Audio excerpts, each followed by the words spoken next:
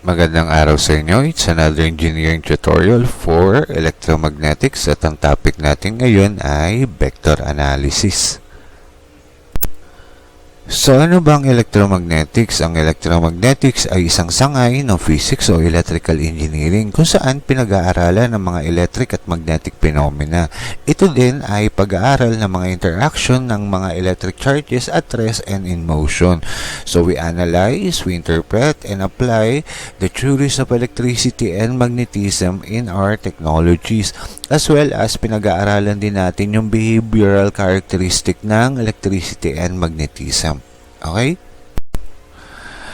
Now, let us discuss vector analysis. Ang vector analysis is a branch of mathematics that deals with quantities that have both magnitude and direction. Since we're talking about quantities, may dalawang quantities tayong pinag-aaralan simula pa ng physics, which is scalar quantity and vector quantity.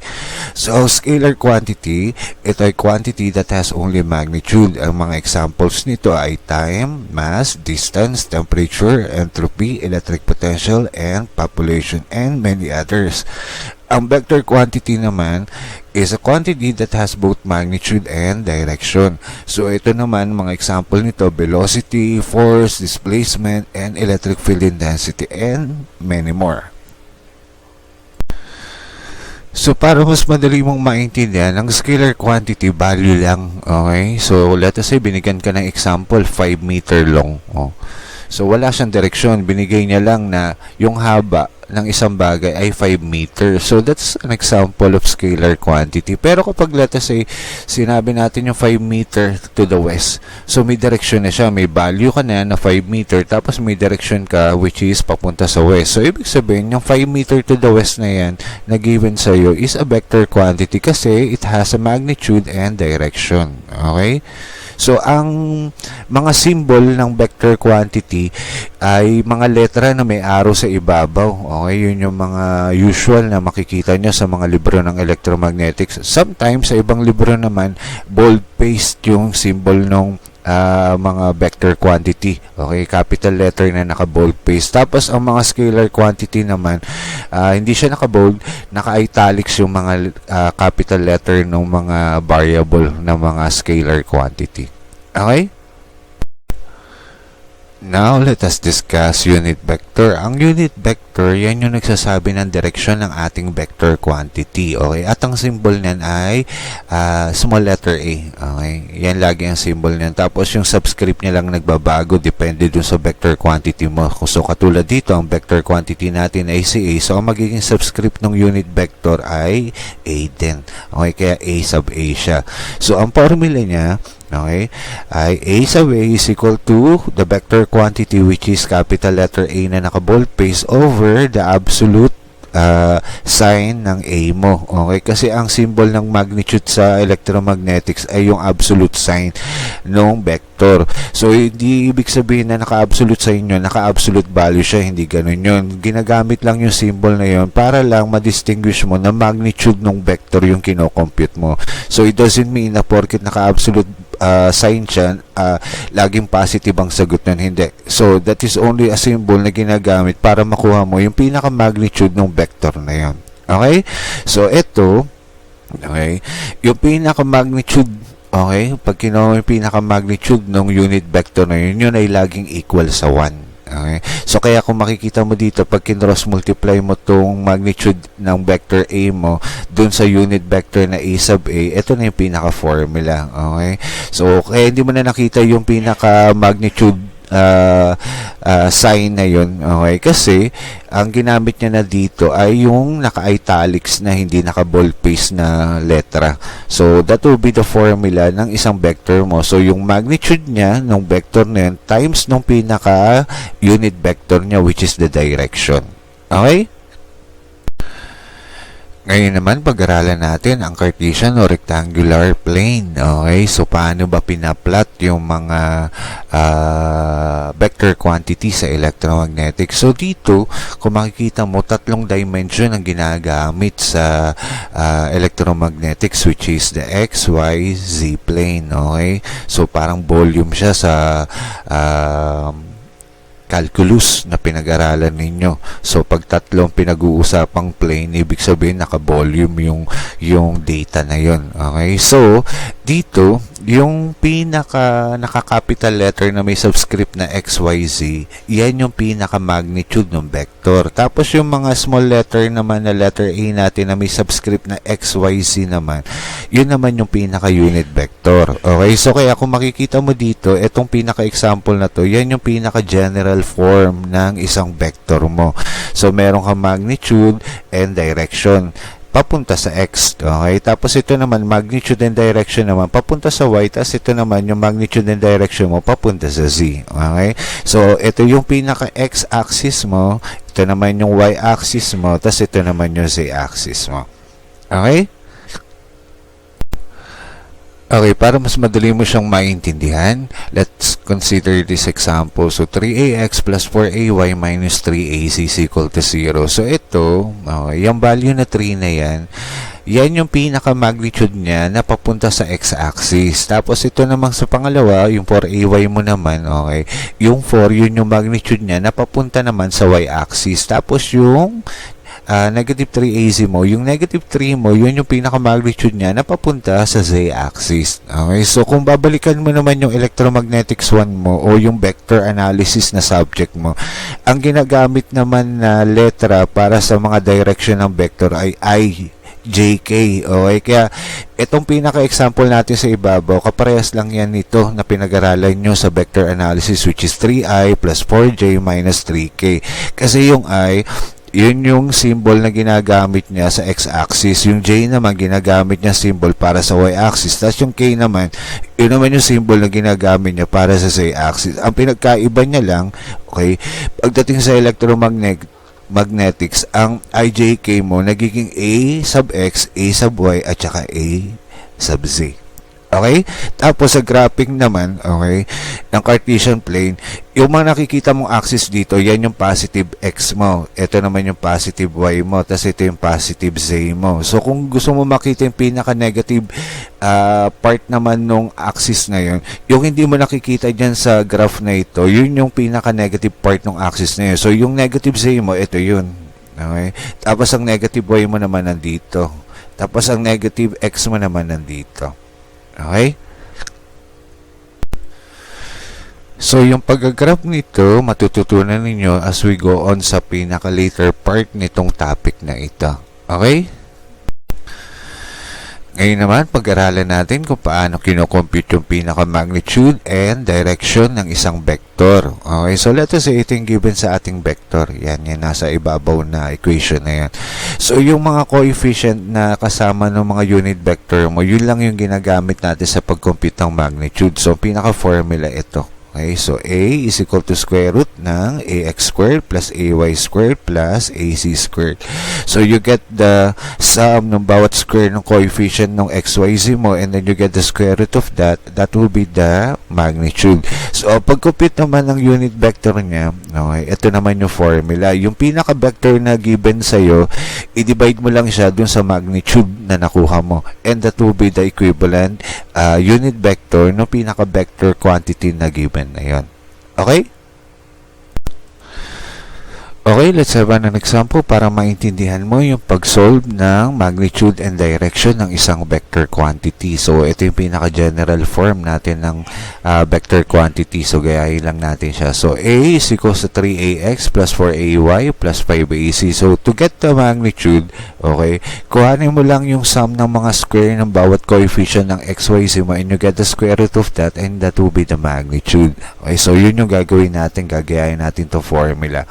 So, that is square root ng 3 squared plus 4 squared plus 5 squared. Ito yun, kinuha mo lang yung bawat square ng bawat coefficient ng xyz mo, and then you get the sum of that, and then you get the square root. That will be the magnitude. Okay, so ang kalalabasan ng square root ng 50 at ang equivalent ng square root ng 50 ay 7.07. Now, so that will be the magnitude, 7.07, okay, nung vector given na ito.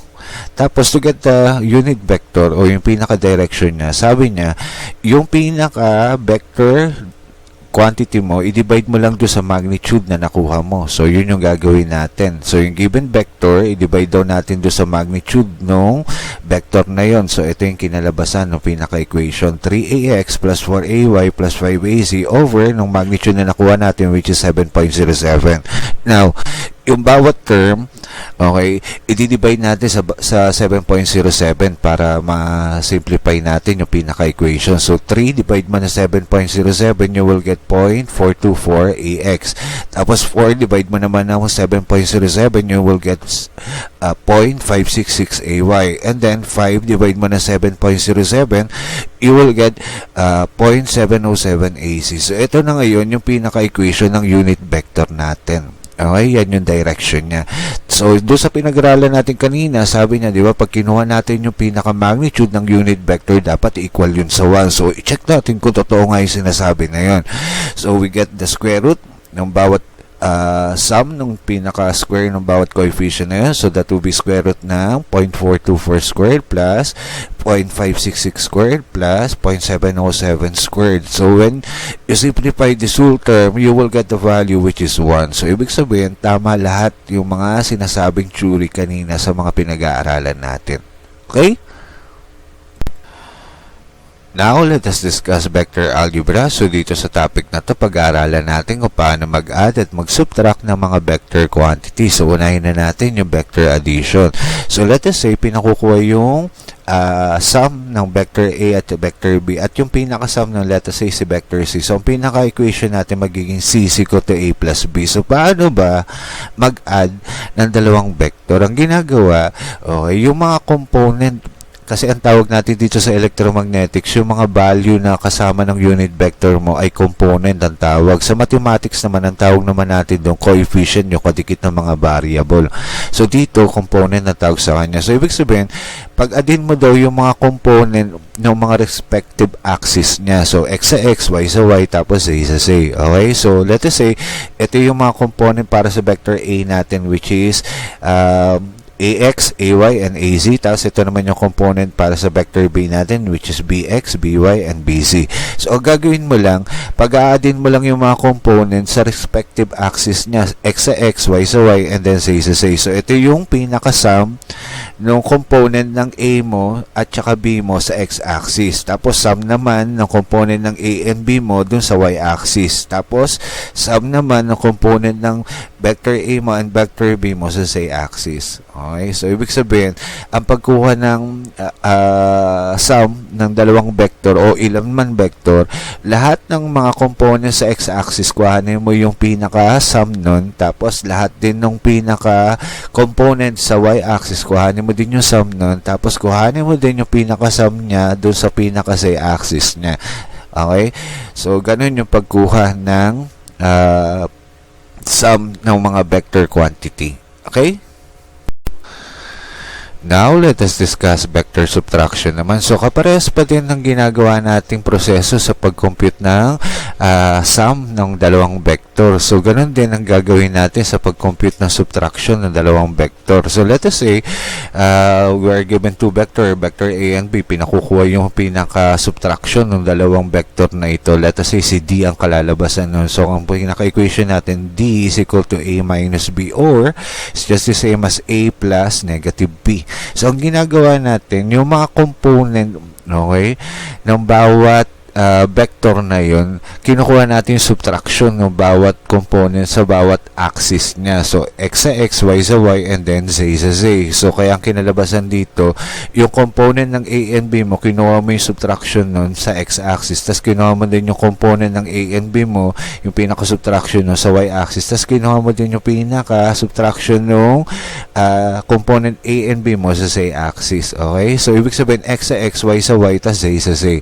So, kahit ilang vector ang ibigay sa iyo, ang gagawin mo lang, kuhanin mo lang yung subtraction lahat ng pinaka-vector na yun sa bawat axis niya. And that will be the equivalent vector subtraction ng pinaka-vector na yun. At kailangan maingat ka din dito. Kasi sa mathematics, meron tayong ginagamit na to at saka from. So, kapag kunyari, subtract A to B. So, ibig sabihin, kapag ganun, sinasabi niya sa iyo A minus B yun. Pero pag sinabi niya subtract A from B, ibig sabihin ang katumbas nun B minus A. Okay, so mag-iingat kayo sa pagbabasa ng mga problem pagdating sa vector subtraction. Okay? Ngayon naman, pag-aralan natin kung ano yung magiging itsura ng addition and subtraction ng mga vector natin kapag ginagraph natin. So, unahin na natin yung vector addition. Let us say, vector A plus vector B. Okay? So, sabi natin, sa Physics 1 at saka sa mga mathematics subjects nyo na pinag-aralan nyo itong vector na subject na ito, lahat ng vector going to the right and going upward positive, tas lahat naman ng going downward and going to the left ay negative. So, dahil addition yung ginagawa natin, si vector A daw na sa vector B, so ibig sabihin yung vector A natin pa-upward, tapos si vector B natin papunta sa kanan, tapos mag-drawing ka ng parallelogram doon. So, yung pinaka-diagonal, which is the resultant, yun na ngayon yung kalalabasan na equivalent nung sum ng A and B mo. Okay? So, kapag nilipat mo naman sa head to tail yan, di ba sabi natin pag head to tail, nag-a-add siya. Tapos kapag tail to tail na at head to head na, ibig sabihin yun na yung resultant mo. Kaya kung mapapansin mo, ito yung tail ng A mo, papunta dun sa B mo, sa tail ng B mo. Okay? So, mag-a-add yan kasi tail head, tail head. Okay, tas dito, kung makikita mo, nag-head to head na yung C mo, tas nag-tail to tail din yung C mo dun sa A mo. So, ibig sabihin, si C mo yung resultant mo, tas si A mo na-add dun sa B mo. Okay? So, yan ngayon yung pinaka-itsura niya kapag sinundan mo yung pinaka-graph kapag head to tail ang ginamit mo. Ito naman yung graph niya kapag ang ginamit mo ay parallelogram rule. Okay? Now, let us continue. Paano naman ang itsura ng graph natin kapag subtraction naman? So, let us say, magiging A minus B naman. Okay. So, positive si A, tapos negative si B. So, sabi natin, di ba, lahat ng going upward and going to the right, positive, and lahat ng going downward and going to the left ay negative. So, si A, positive, kaya upward yung arrow nito. Tapos, si B natin negative, kaya papunta sa kaliwa. Okay. So, mag-drawing ka ngayon ng parallelogram doon, yung pinaka-diagonal niya, yun na ngayon yung pinaka-subtraction ng A and vector B mo. Okay? Tapos, pag head to tail naman ang ginamit mong diagram, okay? So, dito, kung mapapansin mo, si A, okay, ma-add kay B. Kasi tail head, tail head. So, ibig sabihin, si D mo na-add kay B mo. Tapos, yung resultant niya, kinalabasan si A. Kasi nag-head to head dito, tapos nag-tail to tail dito. So, ibig sabihin, ang kalalabasan ng equation mo, D plus B is equal kay A. Kasi yung A natin yung resultant. So, yung D natin na yun, okay, ang kalalabasan, no, which is the difference nung vector A and B mo, pag tinranspose mo si B sa kabilang side, ang kalalabasan nun, A minus B. Oh. Kaya ganun yung kinalabasan ng head-to-tail diagram niya. Okay? So, sa addition and subtraction, okay, pinag-aralan na natin to sa algebra. We follow the commutative, associative, and distributive law. Okay? So, ibig sabihin sa commutative, yung A plus B mo is just the same as B plus A. Kahit pagpalitin mo lang ng position nun, parehas pa din yung sagot na makukuha mo. Associative naman, kunyari, let's say A plus the quantity ng B plus C. So, inilipat mo lang yung addition ng vector A and B mo, tapos plus C mo naman. So, parehas lang yun. Associative, ang tawag natin dun. So, distributive naman, kunyari, we have a value of K times ng A plus B. So, pag dinistribute mo yung K na yun doon sa term na ito na A plus B, you will have K A plus KB. It's just the same. Okay, so we follow this law sa pag-compute ng mga vector quantities natin sa addition and subtraction. Okay? Now, let us discuss position and distance vector. Ang position vector, isa pang tawag sa kanya ay radius vector. Yan yung pinaka-distance ng ating point P mula sa origin. Okay, so para mas maintindihan siya, let us have an example. So, let us say we are given a vector which is 3ax, 4ay plus 5ac. So, ibig sabihin, ang pinaka-point natin, okay, ay 3, 4, 5. Okay, yan yung mga coefficient sa x, y, at saka c. So, yan yung point P natin. So, paano ba ginagraph? Okay, yung mga point na 3, 4, 5 na yan sa Cartesian plane. So, lahat yan puro positive. So, ang gagawin mo, doon ka muna sa x natin, which is 3. So, bilang ka sa positive x-axis mo ng 3 unit. So, 1, okay, Ito yun. 1, 2, 3. So, dito hihinto yun sa point na to. Okay? Tapos, bilang ka daw ng 4 na unit sa y-axis mo, sa positive y-axis mo, kasi positive yung y natin. So, ito yun. 1, 2, 3, 4.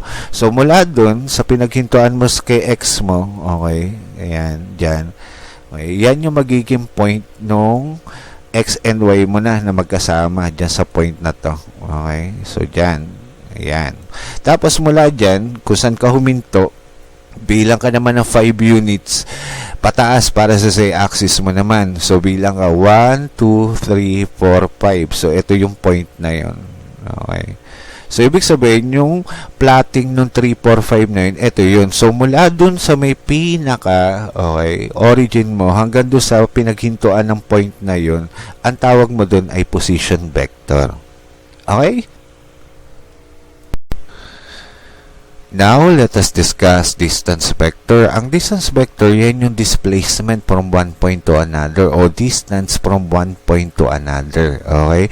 So, let us say, para maintindihan mo siya, let us consider itong diagram na to. So, we are given a position vector, P, tapos position vector, Q. Okay? Kaya dalawa yung point natin, kay P at saka Q. Ang tawag mo sa distansya from P to Q, okay, ang tawag doon ay distance vector kasi kinukuha mo na yung distansya ng dalawang point na yun. Okay? So, let us say, pinakukuha yung distansya from P to Q, that is RPQ. Okay? Ang pag-compute nun, kabaliktaran. Okay? Magiging RQ minus RP siya. Okay? Parang lumalabas P from Q ang ibig sabihin. Okay, so ang gagawin mo, kuhanin mo yung subtraction ng bawat component sa bawat respective axis niya, x sa x, y sa y, and then sa y sa z. Kaya makikita mo dito, okay, yung component ng Q and P mo, yung subtraction nun sa x-axis, subtraction din ng component ng Q and P mo sa y-axis, tapos yung subtraction din ng component ng Q and P mo sa may z-axis. So, yung pinaka equivalent, kapag nakuha mo na yung pinaka difference ng bawat respective axis na yun, yung pinaka-equation na makukuha mo, yun yung pinaka-equation ng distance vector mo, which is RPQ. Okay? So, dito sa example na to, ang given sa atin ay coordinate. So, paano kinukuha yung pinaka-distance vector? Ang gagawin mo, kuhanin mo lang yung difference ng bawat coordinate sa bawat axis niya. So, x sa x, okay, y sa y, tapos z sa z. Okay, so yun yung pinaka-equation dito. So, lalagyan mo lang siya ng unit vector para alam mo na yung mga value na yun doon sa coordinate na yun ay sa x-axis, sa y-axis, at saka sa y-axis. Okay? Okay, let's have an example para maintindihan nyo lahat ng mga pinag-aralan natin kanina. So, sa example number 1, if vector A is equal to 10ax minus 4ay plus 6az and vector B is equal to 2ax plus ay, find sa part A the component of A along ay. Sa part B, the magnitude of 3a minus b, and sa part C, a unit vector along A plus 2p. Okay? Okay, let's answer this problem. So, sa part A, pinapahanap yung component ng A along AY. Ibig sabihin, ano daw yung coefficient na daladala ng AY natin sa vector A natin? Kung mapapansin mo, ito yung vector A natin. Okay. So, yung coefficient o yung component na daladala nung A sa buhay natin na yan ay negative 4. So, automatic, ang sagot dun ay negative 4. Kasi ang tinatanong lang naman niya, ano yung component na daladala nung unit vector natin na A sa buhay. Okay? So, yan yung mga type ng mga tricky questions. So, kapag kunwaring hindi mo alam yung mga term na ginagamit sa topic na ito, sigurado mahirapan ka sa pagsagot ng problem. Pero kung alam mo yung mga term na uusapan dito sa topic na ito, hindi mo alam na yun lang, ganun kasimple lang pala yung pinapahanap sa problem na yun. Okay? Now, let's answer part B. So, ang pinapahanap sa part B, magnitude ng 3a minus b. So, para makuha natin yung magnitude, kailangan makuha muna natin yung pinaka-vector equation ng 3a minus b. Okay? Kasi dun manggagaling yung mga data natin para makuha yung magnitude niya. So, para mas madali mo makompute, ilipat mo muna yung mga vector equation ng vector A and vector B mo sa coordinate system. So, ang pinaka-coordinate ng vector A natin magiging 10, negative 4, tapos 6. So, ito yun. Okay? Tapos, sa vector B naman, that is 2, 1, tas 0. So, ito yon. So, sabi niya, di ba, 3A. So, ibig sabihin, i-multiply daw natin yung vector A natin by 3. Okay? So, kaya, meron ka nakita dito 3 times nung pinaka-coordinates ng vector A mo, which is 10, negative 4, and 6. So, distribute natin 3 times 10, that will give you 30. And then 3 times negative 4, that will give you negative 12. And then 3 times 6, that will give you 18. Tapos sabi niya, diba, subtract daw natin yung 3A na yun sa B. So, pag nagsusubtract tayo, sa mga napag-aralan natin kanina, x sa x, y sa y, z sa z, okay? Sa bawat respective axis niya. So, magiging 30 minus ng 2, that will give you 28. Tapos, negative 12 minus ng 1, that will give you negative 13. And then, 18 minus ng 0, that will give you 18. So, ibig sabihin, ang pinaka-coordinates ng 3a minus b natin is 28, negative 13, and 18. So, kapag tinanong ay vector equation, ito yun. Okay, that is equivalent to 28ax minus 13ay plus 18az. Okay?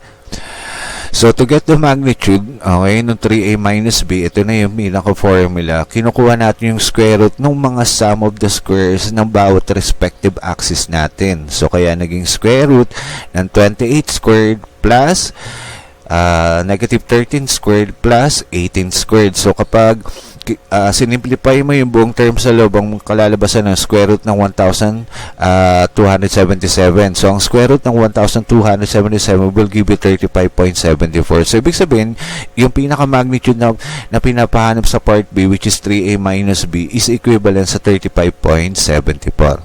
Okay? Now, let's answer part C. Ang tinatanong sa part C, a unit vector along A plus 2B. So, ibig sabihin, ano daw yung direction ng A plus 2B? So, ibig sabihin, kailangan muna natin makuha yung pinaka-vector equation ng A plus 2B at saka yung magnitude ng A plus 2B dahil dun manggagaling yung pinaka-formula ng unit vector natin. Okay? So, let us say, ang A plus 2B ay equal sa vector C. Okay? So, ang A natin, ang coordinates nun ay 10, negative 4, 6. Tapos, ang 2B naman, okay, i-multiply mo daw yung 2 sa vector B. Okay? So, 2 times 2, that will give you 4. Okay? Ito yun. Tapos, 2 times ng 1, that will give you 2 para kay y. Tapos 2 times ng 0 dahil wala tayong component sa z-axis, so that is 0. Kaya ang pinaka-coordinates ng 2b mo ay equal sa 420. Okay?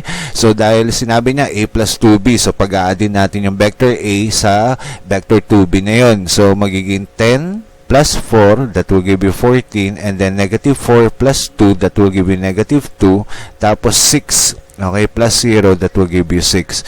So, ibig sabihin, ang equivalent coordinates ng a plus 2b ay 14, negative 2, 6. So, kapag equation, ang equivalent niya, okay, yung pinaka-vector equation niya, magiging 14ax minus 2ay plus 6az. Kasi yung 14 para sa x yan, yung negative 2 para kay y, tapos yung 6 para kay z. Okay? So, to get the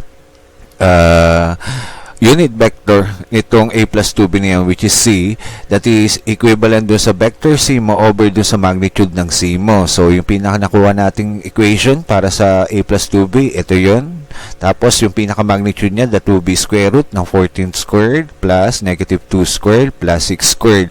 So, kapag sinimplify mo yung denominator mo, okay, that will give you 15.362. So, yung bawat term dun sa numerator natin, i-divide natin sa 15.362. So, 14 divide mo ng 15.362, that will give you 0.9113 ax. Tapos negative 2, divide mo naman ng 15.362, that will give you negative 0.1302 ay. Tapos 6, divide mo ng 15.362, that will give you positive 0.3906 az. So, this will be the equation para sa unit vector ng a plus 2b. So, kapag kinuha mo yung pinaka-magnitude niyang a sub c na yan, okay, dapat ang equivalent nun equal sa 1. Okay, dapat lagi siyang equal sa 1. Pag hindi nag-equal sa 1 nyo, ibig sabihin may problema doon sa solution mo, may mali. Okay, kasi dapat pag kinuha mo yung pinaka-magnitude ng unit vector, laging equal yun sa 1. Okay?